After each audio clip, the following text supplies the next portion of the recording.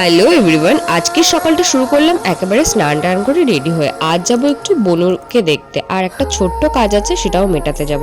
তো বনুর এখানে এসে দেখি ও ফোন ঘাঁটছে, মানে কার্টুন দেখছে। আজকালকার বাচ্চাদের কি হয়েছে, খালি ফোন আর ফোন, আর ওদের সময় আমরা কিছুই জানতাম না ফোনের ব্যাপারে।